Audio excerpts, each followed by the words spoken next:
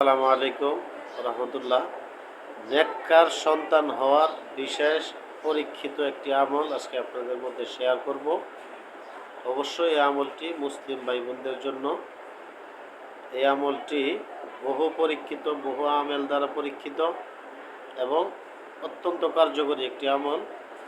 এটা হলো যাদের সন্তান একেবারে হয় না তাদের জন্য কিন্তু না। এই আমলটা হলো যাদের সন্তান গর্ভে আসছে, কিন্তু এখন আপনি চাচ্ছেন যে আমার গর্ভের সন্তানটা যেন ভালো হয়, নেককার হয়, তাদের জন্য এই আমলটা হলো ইয়া কুদ্দুস। আল্লাহ তাআলার সিফাতি একটা নাম, গুণবাচক একটা নাম। কুদ্দুস অর্থ সর্বপ্রকার দোষ ত্রুটি মুক্ত। ইয়া কুদ্দুস এই নামটা আপনারা যেদিন থেকে আপনি জানবেন, বুঝবেন যে আপনার গর্ভের সন্তান আসছে, সেদিন থেকে প্রতিদিন এই আমলটা 40 বার করবেন, মাত্র 40 বার। ইয়া কুদ্দুস ইয়া কুদ্দুস ইয়া কুদ্দুস। সর্বোচ্চ 2 মিনিট লাগবে, সর্বোচ্চ 2 মিনিট নাও লাগতে পারে। 40 বার তো এক 1 মিনিটও লাগবে না, 1 মিনিটের আমল। তো ইয়া কুদ্দুস আপনারা 40 বার পড়বেন। 40 বার পরে আপনারা কি করবেন, পানিতে ফু দিবেন। পানিতে ফু দিয়ে আপনি পানিটা খাবেন, অথবা আপনি যদি কোনো ওষুধ খাইতে থাকেন, ওষুধ বিভিন্ন শারীরিক সমস্যার জন্য কোনো ওষুধ খান, রানিং কোনো ওষুধ থাকে, 40 বার পাঠ করে এই ওষুধের উপর ফু দিলেও এই আমলটা কার্যকর হবে ইনশাআল্লাহ। আপনারা খাইতে পারেন। আল্লাহ তাআলার রহমতে এমন বাধ্যগত সন্তান আল্লাহ তাআলা দান করবেন, আমৃত্যু এই সন্তান কখনোই পিতামাতার অবাধ্য হবে না। আর যাদের সন্তানাদি হয়েছে কিন্তু এখন অবাধ্য হয়ে গেছে, যদি ছেলে বড় হয় তাহলে তার জন্য তদবির হলো আপনারা একটা হলুদ কাপড় নেবেন, রুমাল পরিমাণে একটা হলুদ কাপড় নেবেন, এখানে 5টা এলাচ রাখবেন, 1 মুঠ হলুদ সরিষার দানা রাখবেন।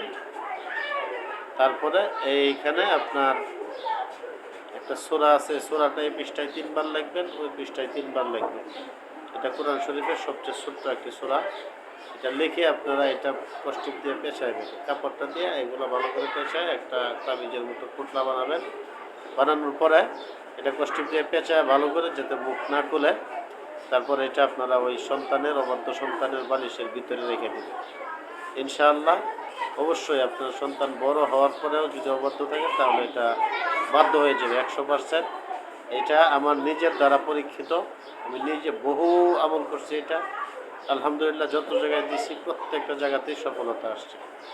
আর যাদের সন্তান একেবারে হয়ই না তাদের জন্য অন্য তদবির আছে।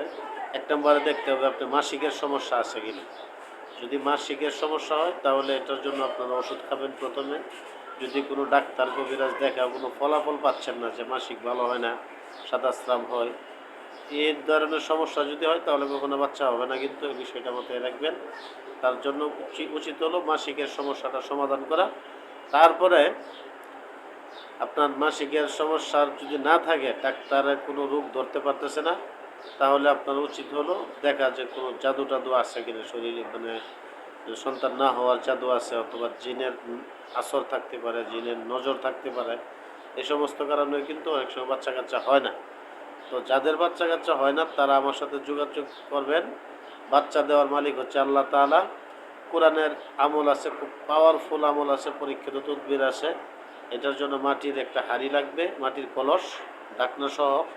নদীর অথবা জোয়ার ভাটার পানি লাগবে, অথবা স্রোতের পানি। যদি এগুলো না পাওয়া যায় তাহলে বৃষ্টির পানিতে আমি তদবির করে দেব ইনশাআল্লাহ। এটা গোসল করবেন আর খাবেন।